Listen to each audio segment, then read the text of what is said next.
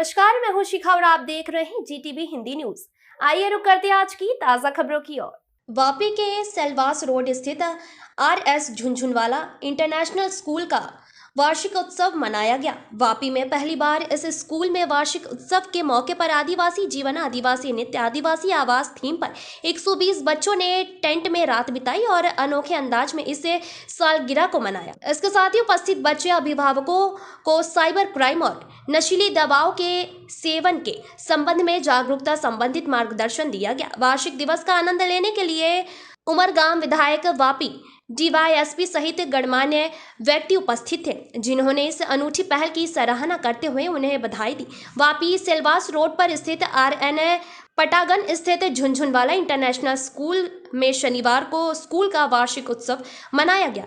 इस बारे में स्कूल के प्रिंसिपल ने बताया, ग्लैम्पिंग कैंप की थीम पर स्कूल में उत्सव मनाया गया, जिसमें विद्यालय के 120 छात्र छात्राओं ने भाग लिया। पहली बार मुंबई के जाने माने नेचर लाइफ इंस्टीट्यूट के सहयोग से इन छात्रों के लिए टेंट का ऑर्डर दिया गया, जिसमें बच्चों ने आदिवासी परंपरा को उजागर किया। आदिवासी पारंपरिक पोशाक पहने बच्चों ने आदिवासी नृत्य प्रस्तुत किया, अनुभव किया कि आदिवासी जंगल में कैसे रहते थे और खाना कैसे बनाते थे। शाम से अगली सुबह तक इसी गतिविधि में छात्रों को रात में आकाश देखने का अवसर मिला। डीजे नाइट में खूब धमाल हुआ। साथ ही उपस्थित विद्यार्थियों, अभिभावकों को साइबर क्राइम और नशीले पदार्थों जैसे पदार्थों के बारे में जागरूक किया गया। 120 प्रतिभागी विद्यार्थियों ने रात में टेंट में ही मीठी नींद का आनंद लिया। इस अनूठे वार्षिक दिवस को मनाने के लिए उमरगाम विधायक रमणलाल पाटगर, वापी डिवीजन डीवाईएसपी सहित प्रतिष्ठान नागरिक उपस्थित थे। स्कूल के प्राचार्य नीलेश राठौड़, शिक्षकों ने उनका स्वागत किया और सभी गतिविधियों के बारे में विस्तार से जानकारी दी। इस वार्षिक दिवस को देखकर विद्यालय के छात्र छात्राओं के साथ साथ उनके अभिभावक भी आश्चर्यचकित रह गए और उन्होंने विद्यालय स्टाफ को बधाई दी।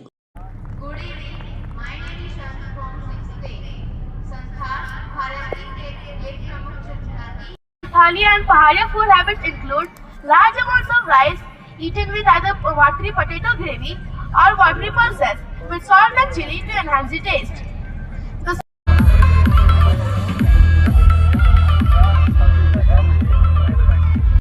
में जो इधर हमारा चेयरमैन नीलेश भाई ने जो रखा है वो मेरे ख्याल से बहुत अच्छा। The main dancers wear dhoti and use accessories such as turbans, bushes. आज शिक्षण के साथ वहाँ जो यूनिट हो रही है ट्राइबल की बस्ती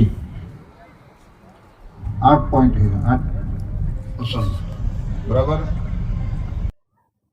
झुनझुन સ્કૂલ ડુંગરા તરફથી આજે વાર્ષિક ડે રાખવામાં આવ્યો છે।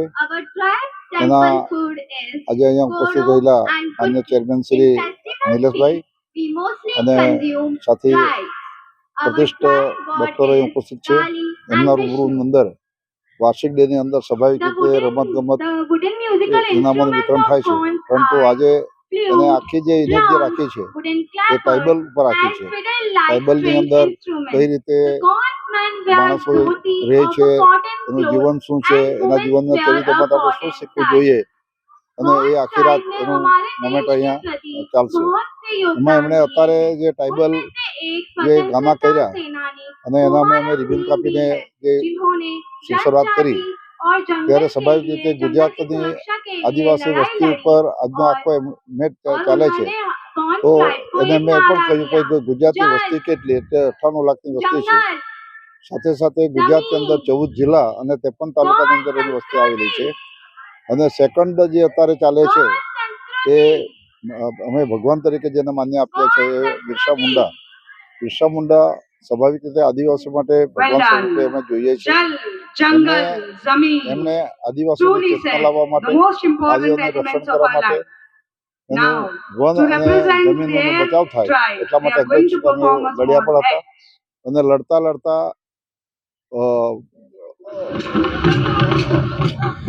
મધ્યપ્રદેશના રામગઢ જિલ્લામાં અહીંયા એક કૂવો છે, એ કૂવાની અંદર 1200 જેટલા સૈનિકોએ અંગ્રેજોએ મારીને એ કૂવાની અંદર નાખી દીધેલા। હવે જે એની ઉજવણી દર વર્ષે આદિવાસીના દિવસે એટલે કે 9મી ઓગસ્ટના દિવસે ત્યાં થાય છે અને ત્યારે રાજસ્થાન, મધ્યપ્રદેશ અને ગુજરાતના કમસે કમ 65 થી 70 લાખ લોકો ત્યાં એકઠા થાય છે અને નરેન્દ્રભાઈએ એને સંશોધન કર્યા બાદ હવે એ કાયમ માટે ત્યાં એક અમરજ્યોત એટલે જ્યાં સૈનિકો મરણ પામેલા છે અને અમરજ્યોત ગણીને ત્યાં કાયમ માટે જ્યોત પણ જલી રહી છે.